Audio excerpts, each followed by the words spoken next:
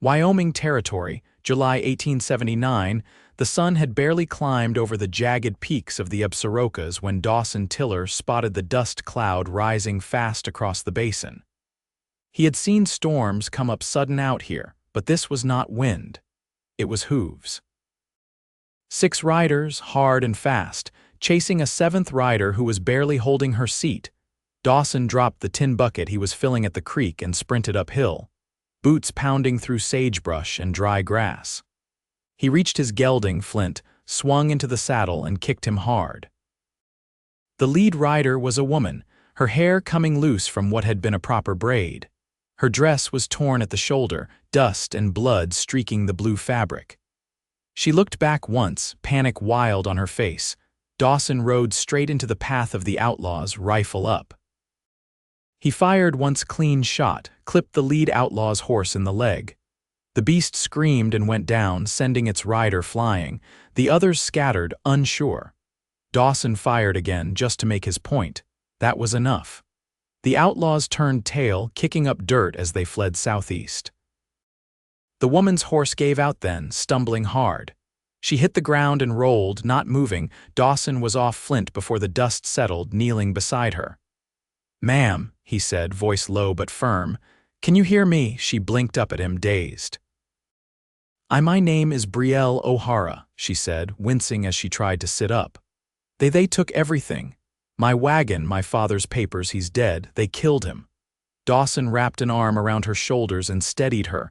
"You are safe now. I will take you to my cabin." "It is not far." Brielle nodded, swallowing hard, and leaned into him. He helped her onto Flint, swung up behind her, and rode fast toward the trees. His cabin stood 3 miles up, tucked between pine and aspen beside a narrow creek. He had built it with his own hands, and it had stood through 5 winters. He had never brought a stranger here before. Inside, he set her down gently on the cot near the hearth. She winced again as her ankle twisted. "Let me look," Dawson said, kneeling beside her. His hands were rough but careful as he checked her leg. "It is sprained, not broken." Brielle nodded, brushing hair out of her face. "Thank you. I do not know what would have happened if you had not come." He stood and poured clean water from a tin pitcher into a basin, then handed her a cloth. "Wash what you can. You are safe here." "Why would you do this?" she asked softly. "You do not even know me." Dawson paused, his jaw set. "Because no woman deserves to be hunted like that." She held his gaze for a moment, then looked away, her fingers trembling around the cloth. Later, he made her tea and warmed a stew over the fire. They ate in silence, the crackle of the flames the only sound between them. When night fell, Dawson gave her the cot and took the floor by the door. He kept his rifle close. Brielle watched him from the bed. "Do you live alone?" "Yes." "No wife?" He looked over at her, his face unreadable in the firelight. "Had one. She died 4 winters ago. I am sorry." He nodded once and turned back to the fire. Brielle hesitated, then said, "I was on my way to Fort Bridger. My father had a deed to a small plot near there. We were going to start over." Dawson looked up. "You still can." She shook her head. "They took the papers, everything." "You are not alone anymore, Brielle." That night she cried quietly into the blanket, and Dawson lay awake, listening. The next morning, Dawson rode back to the spot where he had first seen her. The outlaws had not returned, but he found the broken wagon down in a dry wash, half burned. No sign of the deed, no sign of her father either. He buried what he found and rode back with a heavy chest. When he stepped into the cabin, Brielle was at the table, her hair brushed back, wearing one of his loose shirts tied at the waist. He set the saddlebag down. "I could not find the deed," he said, "but I buried your father proper." Her breath caught and she closed her eyes. "Thank you." Dawson sat across from her, watching her carefully. "You can stay here as long as you need." "I do not have anywhere else," he nodded. "Then you stay." Over the next days, she settled in slowly. She helped with chores, gathering water, peeling potatoes, sweeping out the dust. Her ankle healed and she moved easier. At night they ate together, and sometimes Dawson told her stories about the land, about elk tracks or the way the clouds warned of rain. One night, as she folded a blanket beside the hearth, Brielle said, "You are kind, Dawson." He looked up from his chair. "I just do what is right." "No," she said, walking closer. "Plenty of men saw me on the trail, they turned away, you did not." He stood slowly. "You were in danger, you still are, having me here."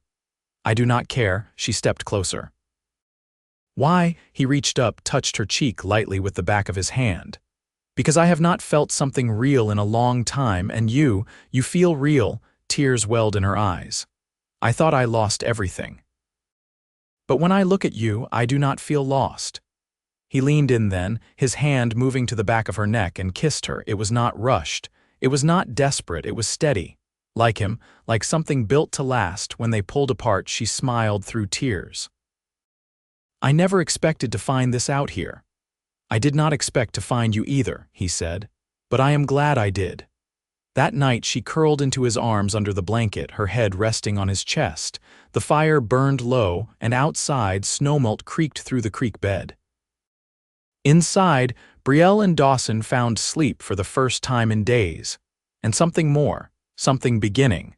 By the fifth morning, the sky held the faint yellow bloom of midsummer sun, and the air smelled of pine sap and damp stone.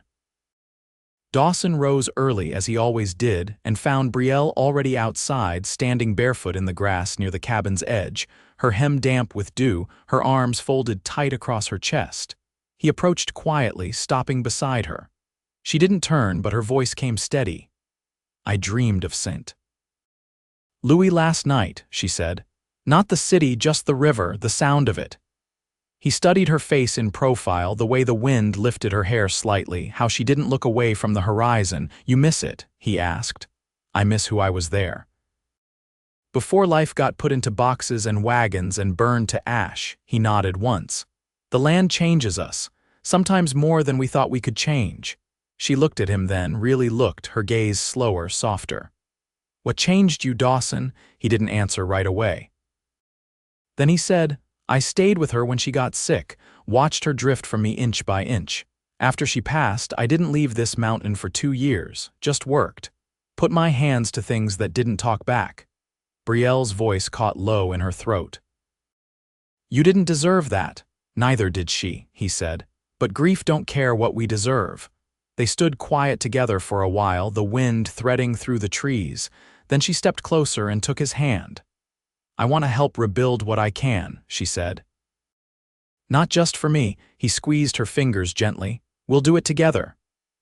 That afternoon, Dawson took her half a mile down to the edge of a clearing where the ground sloped soft and sunlit. He pointed toward a line of cottonwoods. "Good soil here," he said, "if you want to plant anything. Water's close, shades enough to keep the roots from scorching." Brielle knelt, pressed her fingers into the earth, and smiled faintly. "Feels like it could hold something." He handed her a canvas satchel. "Found these seeds stashed in the back shed last spring. Meant to plant them, never got around to it." She opened the bag and looked down. "Beans, squash, a little corn. This is more than I hoped. You can get something started before frost if you plant by tomorrow." She looked up at him, sunlight catching the green in her eyes. "You're giving me a piece of your land." "I'm giving you what you need," he said. That evening, while she soaked her hands in a basin of cool water, Dawson sat at the table carving a new handle for the hoe. She watched his hands work, the smooth rhythm of the blade against wood. "You always this quiet?" she asked. "Only when I'm listening." "To what?" He paused, set down the blade. "To what matters." A silence passed, but it wasn't empty. "I think I'd like to stay," she said finally, "not just until things settle." He pushed the handle aside and looked at her. "I've been hoping you would." She stood and crossed to him, the last of the firelight warming her face. "It's strange, I thought I'd never feel safe again." "You are," he said. "With me, you are." He reached for her hand, and this time she didn't hesitate. They didn't speak more that night, but when she leaned into him and rested her head against his collarbone, he wrapped his arms around her and breathed her in. The fire crackled low, and outside the cabin, the first stars gathered in the dusk. Inside, they stayed close, 2 souls not just surviving, but beginning to belong. By late July, the heat settled deep into the valley, and the wind carried the scent of dry grass and pitch. Mornings came early and golden, and Dawson had begun splitting timber just after sunup, stripping bark for the new lean-to he was building near the far edge of the property. Brielle brought him water in a tin cup, her palms dusty from the rows she'd planted, her dress darkened with sweat along the back from tending the soil. He took the cup with a nod, drank slow, then handed it back. "You're working that patch like you've done it all your life. My grandmother kept a garden behind the boarding house she ran," she said, wiping her brow. "Taught me how to read the plants by their leaves. I used to think she had some sort of magic." Dawson leaned on the handle of the axe. "Maybe she did." She looked up at him from under the brim of her straw bonnet. "You never talk about your folks." "They left Missouri when I was a boy.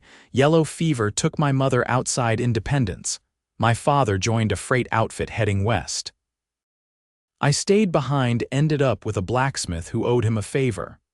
Brielle let the silence stretch, her hands wrapped around the empty cup. "That's a hard kind of raising," he shrugged. "Taught me to keep my back straight. Made me strong, I guess. You ever think about leaving this land?" "No," he said. "Everything I've put down roots in is here." She stepped closer, brushing a fleck of sawdust from his shoulder. "Not everything." His eyes stayed on hers. "You're here now." That night they sat on the porch steps, lantern glow flickering soft behind them. Crickets hummed in the tall grass, and somewhere near the creek, a mule deer moved careful through the brush. Brielle pulled a folded sheet of paper from her apron pocket. "I wrote to the land registrar at Fort Bridger. Asked if a duplicate of the deed might be on file." Dawson turned toward her. "You think they'll answer?" "I don't know. But if they do, I want my name on that claim." "You aim to hold that land proper?" "I aim to build something that can't be taken from me again." He nodded, slow. "If that paper comes, we'll ride out together." They sat quiet a moment longer, then she said, "There's something I didn't tell you before. One of the men who came after me, I recognized him. Used to work for a freight company out of Denver. He knew my father." "I think he was after more than just coin." Dawson's jaw tightened. "You think he wanted the land?" "My father had survey maps, hand-drawn ones marked in red. He kept them hidden, didn't trust banks." "Where are they now?" "I sewed them into the lining of my valise. I thought I lost it when the wagon overturned, but I saw one of the men grab it before they rode off." Dawson stood slowly. "If they've got those maps, they might try to claim the land themselves. I thought it was gone, but if they're still holding it." He looked out across the dark fields. "Then we need to find them before they try to file anything." She rose to her feet beside him. "I'm coming with you." He turned toward her. "This isn't about trust, it's about danger." "I didn't survive to be sheltered, Dawson. I'm not asking your permission." He studied her, then nodded once. "We leave at dawn." She placed her hand on his arm. "Thank you for not treating me like I'm made of glass." "You're not," he said. "You're made of iron, the kind that bends but doesn't break." Her fingers curled against his sleeve, and she leaned into him, her cheek resting against his shoulder. He wrapped an arm around her, pulling her close. Inside the cabin, the fire burned low, and the scent of pine smoke drifted through the open door. Tomorrow would bring travel, uncertainty, maybe even danger. But tonight, there was only the steady beat of two hearts leaning into the same rhythm, the same purpose. And under the stars, their bond held firm, quiet and unshaken. They left before first light, the sky still bruised with night, and the air holding the scent of cooling pine. Dawson led, his rifle holstered behind his saddle and a coil of rope tucked beneath his bedroll. Brielle rode beside him, her posture straight, a canvas satchel strapped behind her with a biscuit tin, a clean shirt, and her father's pocketknife inside. The knife had been tucked beneath the floorboards of the cabin, where she'd hidden it the day after Dawson buried what was left of her father's wagon. They rode south, west of the Snake River, tracking the old freight road where Dawson had seen wagon prints veering off toward the low bluffs. By mid-morning, they found what was left of a cold camp, ashes scattered, a bottle broken in the dirt, and the wheel track of a light cart leading east. Dawson crouched near the fire pit, running 2 fingers through the ash. "Whoever made this didn't stay long," he said. "Still warm underneath." "Less than a day." Brielle stepped around a pile of scrub, knelt beside a strip of torn canvas. "This is from my valise," she said. "See here, the red stitch. My father sewed that." Dawson rose, scanning the horizon. "They're close. We'll cross through the sage flats, cut off their lead." They rowed hard until the sun hung overhead, the heat pushing sweat down Dawson's spine. By late afternoon, the land opened into a dry flat dotted with greasewood. Far to the east, 3 riders moved slow beneath the shimmer of heat. One had a rifle slung across his back. Another wore a dark coat, heavy for this time of year. Dawson slowed his mount and motioned for Brielle to circle wide behind the next ridge. "They'll stop before nightfall," he said. "You come in from the west, stay low. If they see only me, they'll think I'm alone." "I'll wait for your signal," she said, voice even. He met her eyes. "If things go wrong, ride north, don't look back." "I won't need to," she said. "You'll be coming with me." By dusk, the riders had made camp beneath a rock outcrop. Dawson approached from the open flat, his hands loose on the reins, the sun behind him. One of the men stood as he neared, squinting.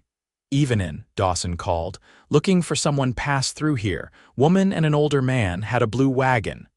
The man in the coat stepped forward. "Ain't seen no one fitting that. You with the marshal's post?" "No," Dawson said. "Just trying to find kin." The man tilted his chin. "You carry an iron." Dawson dismounted slowly. "Only what I need." The third man, younger and wiry, shifted behind the others, watchful, twitching. Dawson let his eyes slide past them to the pile of bags near the fire. He saw the valise, partly covered by a saddle blanket. The man in the coat followed his gaze, then smiled thin. "You come here alone?"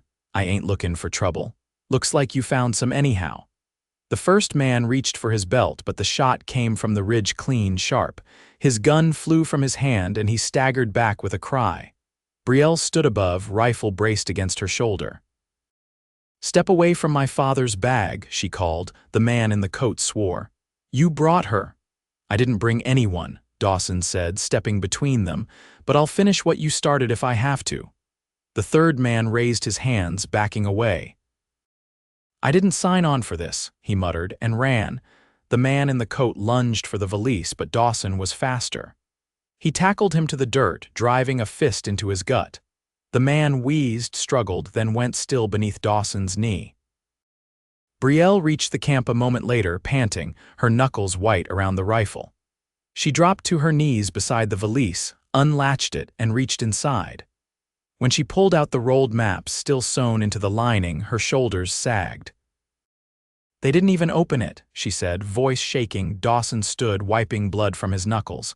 "They were waiting to sell." She looked up at him. "What do we do with them?" "We take the maps, leave the rest." She nodded, rising slowly. "You're hurt." "Just bruised," he said. "Let's go before they change their minds." They rode through the night, the moon full on the plains, casting silver light across the grass. Neither spoke until the cabin came into view, warm and waiting. Inside, Dawson lit the lamp and hung the maps on the wall above the hearth, smoothing them flat. Brielle stood behind him, her hand resting gently on his back. "You didn't have to come with me," she said. He turned to face her.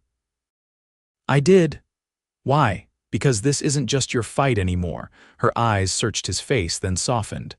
"I want to file this land in both our names." He looked at her for a long, quiet moment. "You sure?" "I'm sure. I don't want a life that's half mine and half borrowed. I want one we build together." He reached for her hand, lacing his fingers through hers. "Then we'll ride to the registrar first thing, and when we sign as one." She leaned in then, her lips brushing his, slow and firm. When they parted, she rested her forehead against his. "I was running when you found me," she whispered. "But I'm not running anymore." "You're home now," he said, and she was. The ride to Fort Bridger took 2 days under clear skies, the mountains pale and sharp to the west, the land stretched wide beneath them. Dawson packed provisions in calm silence that morning, checking the girths and cinches twice before saddling Flint and the dun mare Brielle had taken to using. She tied the rolled deed maps in oilcloth and stowed them carefully in the saddlebags, between a sack of oats and a folded shirt. They didn't speak much on the trail. It wasn't the quiet of distance, but of something settled between them, no longer needing to be named. They shared a tin of beans at the edge of a creek the first evening and bedded beneath a cottonwood that creaked gently in the night wind. Dawson kept one eye open, though no danger came. When they arrived at the fort, the gates stood wide, and a company flag hung limp above the quartermaster's shed. The town beyond had grown since Dawson's last visit. 2 more shops, a new boarding house with a fresh planked porch, and the smell of yeast from a nearby bakery. He tied the horses by the general store, and they walked the rest of the way. Inside the registrar's office, it smelled of ink and sweat and old pine. A clerk behind the desk, his sleeves rolled high and his collar unbuttoned, looked up with a pinched expression. "You here to file?" he asked, already reaching for a ledger. Brielle stepped forward before Dawson could speak. "Yes," she said, "under both our names." The clerk raised an eyebrow. "Married? No," Dawson said evenly, "but we've come to change that." The clerk blinked once, then gave a small nod. "You'll need a witness and the Reverend's mark." He slid a paper across the desk. "Fill this while I fetch the marshal." They signed side by side, Brielle's hand steady, Dawson's bold and square. The ink hadn't dried by the time the marshal and Reverend Harlan came through the door. The latter was a tall man in a worn coat, his hair gone white at the temples. "You two looking to wed?" he asked, his voice gravel deep. Dawson said, "We are." The Reverend glanced between them, then gave a single sharp nod. "Come with me." They stood under the porch awning a few minutes later, the sun slanting down across the town square. Dawson held her hands, his thumbs brushing her knuckles. The Reverend's words were brief. No lace, no music. Just wind and dust and the sound of wagons passing slow on the far road when he said, "You may seal this union." Dawson leaned forward and kissed her, his hat held to his chest. And Brielle kissed him back like she meant it. Afterward, they stopped by the blacksmith's to repair a loose shoe on flint, then bought a sack of flour, a bolt of muslin, and a small tin stove kettle. Brielle picked out a spool of green thread and tucked it into her satchel without a word. They didn't rush the journey home. On the second night, they camped near a dry arroyo, the stars crisp above them. Dawson built the fire while Brielle laid out the blanket. She sat close, her shoulder brushing his. "I never thought I'd have the right to claim anything again," she said, watching the sparks drift upward. "You've earned all of it," he said, "and more." "I want to plant fruit trees," she said. "Apples, maybe plums, something that takes years." He looked at her. "Then we'll plant them. And I want to build a root cellar, somewhere to keep preserves come winter." He reached for her hand. "We'll do that too." She turned to him then, her voice quieter. "Are you happy, Dawson?" He didn't answer with words. He pulled her into his arms and held her long, his breath warm against her neck. When they finally lay down, the fire low and steady, she curled into him with a sigh that said more than any vow.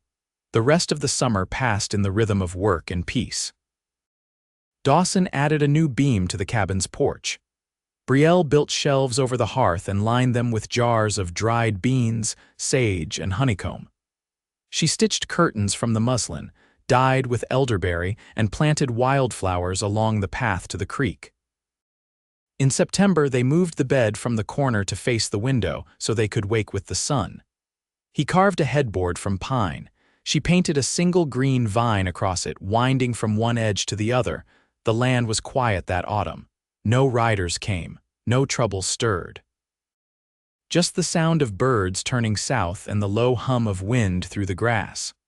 In the last week of October, Dawson came through the door at dusk, holding a parcel wrapped in butcher paper. He set it on the table and unwrapped it slowly. Inside was a pair of soft buckskin boots, small and carefully stitched. Brielle stared at them, her fingers trembling. "I saw you eyeing them back in town," he said. "Told the shoemaker to hold them until I came through." She lifted one, cradling it in her palm. "They'll be too small by spring. Then we'll get another pair." She looked up at him, tears gathering. "I hadn't told you yet. You didn't have to." He stepped forward, his hands resting on either side of her face. We'll raise our child here on this land." Together, her tears slipped free and she leaned into him, laughter caught in her breath. "You're going to be a good father. And you," he said, kissing her forehead, "are already the best of mothers." The wind shifted outside, carrying the scent of wood smoke and frost. Inside, the cabin glowed with lamplight, the floor swept clean, the shelves full, the hearth warm. And in that quiet, steady place where two broken paths had come together, Brielle and Dawson stood wrapped in each other's arms, the future unfolding sure as sunrise just beyond the window's glass.